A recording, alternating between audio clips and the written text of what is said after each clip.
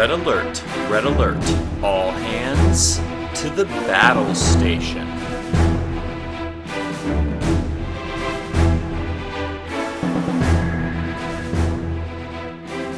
Hello there everyone, and welcome back to another episode of Battle Station. I'm your host Tucker, and once again I'll be revisiting a ship I've looked at before. But there have been some pretty major changes to the game since the last time I featured it on the show. It's almost time for this year's Origins, which means that US Nationals and Worlds are right around the corner. And lately, my mind has been turning to last year's World Championships, specifically to the build Ben Chung took all the way to the finals. I won't go over the whole thing here, but essentially, it focused on trading almost every resource it had for pure invincibility, and then winning on points. One of the key ships of the build was the USS Equinox, which has been finding new life in builds inspired by Ben's ever since. It's that sort of Equinox build that I want to take a look at today. Just to review, the USS Equinox is a unique Nova-class Federation ship with a somewhat anemic stat line of 2 attack, 2 defense, 3 hull, and 3 shields for a total of 20 points. It comes with the standard Federation action bar of evade, target lock, scan, battle stations, as well as 1 tech, 1 weapon, and 2 crew slots on its upgrade bar.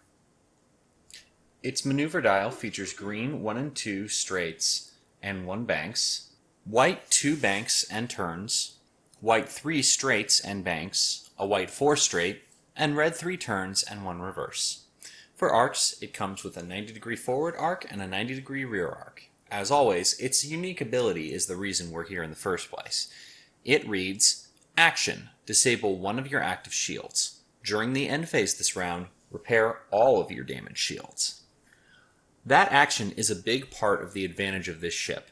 Currently, there's no way for an opponent to destroy an already disabled shield, so using this action every turn effectively means that the Equinox will always have its shields up. The maneuver dial is respectable, and it has the Federation action bar we want in a ship. Plus, as you all know by now, tech, weapon, crew is probably my favorite minimum slot layout for a ship. There's a lot we can do with it. And hey, you can't beat that price. All that said, this ship has some pretty major weaknesses too. 2 attack dice is well below the threshold of acceptability, and regenerating shields don't really help that much when your durability is so low that you could just get one shot at anyway. Your firing arc is pretty limited, especially if you don't have a rear secondary weapon. All in all, this ship has some pretty significant flaws that we're going to have to make up for. In the show, this ship is the subject of the Voyager 2-parter Equinox. Interestingly, it apparently was Ronald Moore's depiction of what he wanted Voyager to actually be like in the first place. He then went on to make that show as the Battlestar Galactica remake. Its competitive pedigree is far more interesting. Ben Chung's build that I mentioned above made it all the way to the finals in Worlds of 2016, and losing to Peter Smith in the final match of a World Championship is certainly no knock on a build's quality. It will also always hold a special place in my heart as one of the ships that made up the first fleet I ever played in a tournament. Though the less said about that build, the better. Let's just get started with today's build instead.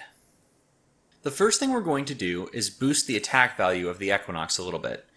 Since it only has 1 natural weapon slot, we'll bring on Sakona to add 1 more. Sakona is a 2-point independent crew upgrade that reads, Add 1 additional weapons upgrade slot to your upgrade bar. All of your weapons upgrades with a cost of 5 or less cost -2 SP. We'll use her ability and her weapon slot to take Type 8 phaser array and upgraded phasers, reducing both of their costs by 2 each. Type 8 phaser array is a card that says, when attacking with your primary weapon, gain +1 attack die. This upgrade may only be purchased for a ship with a hull of 3 or less. No ship may be equipped with more than 1 Type 8 phaser array upgrade. It's a weapon upgrade that costs 2 points and is Federation faction. Similarly, the Federation weapon upgraded phaser says, when attacking with your primary weapon, gain +1 attack die. Once per round, if you hit an attack squadron with your primary weapon, you may immediately make a second attack against the same target. This upgrade costs plus 5 SP for any non-Federation ship and may only be deployed to a ship with a primary weapon value of 3 or less. No ship may be equipped with more than one upgraded phasers upgrade. So taken together, these 3 upgrades for a total cost of 4 points, 2 for Sakona, 1 for upgraded phasers, and 1 for Sakona's faction penalty, allow us to bring the Equinox's attack all the way up to 4. That's not really that far out of pop gun range, but especially with upgraded phasers letting us repeat the attack, it's enough that we can maybe do some harm to fighter squadrons or land the last few damage on a ship that happens to be in our arc. But this isn't an offensive build. This build is primarily defensive. That's what we're going to be doing with the rest of our upgrades. In our tech slot, we're going to be taking a 3-point Federation tech upgrade called Immersion Shielding. It reads, add 1 to your ship's shield value. In addition, you may re-roll the attack die when your ship overlaps an obstacle. This upgrade costs plus 3 SP for any non-Federation ship, and no ship may be equipped with more than 1 Immersion Shielding upgrade. The main draw here is the extra shield. The re-roll of the attack dice for obstacles is nice, but we're mostly here to boost the Equinox's shield as much as possible. Similarly, we have 1 crew slot left on our upgrade bar, and we're going to put Systems Upgrade in it. Systems Upgrade is a 2-point Federation question mark upgrade that says, you may fill any slot on your upgrade bar with this upgrade. Add 1 tech icon to your upgrade bar. Your starting shield value is at plus 1. This upgrade may only be purchased for a Federation ship, and no ship may be equipped with more than 1 systems upgrade card.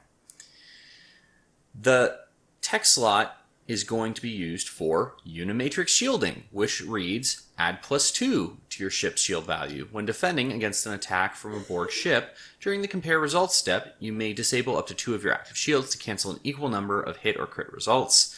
This upgrade costs plus 5 SP for any non-Federation ship, and no ship may be equipped with more than 1 Unimatrix Shielding upgrade. It's a 5-point Federation tech.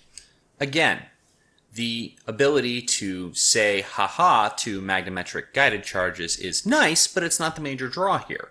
We're looking at the extra 2 shields and the extra 1 shield from Systems Upgrade to bring the Equinox's starting shield total from 3 to a staggering 7 when we add in all the shields we've just added.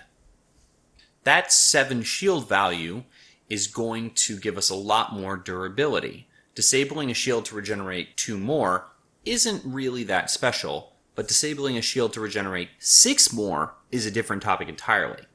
Still, it seems like the solution for the opponent facing this ship would be to simply ignore us, which is why we're going to make sure that they can't. Kolo is a 5 skills indie captain with an elite talent slot for 3 points.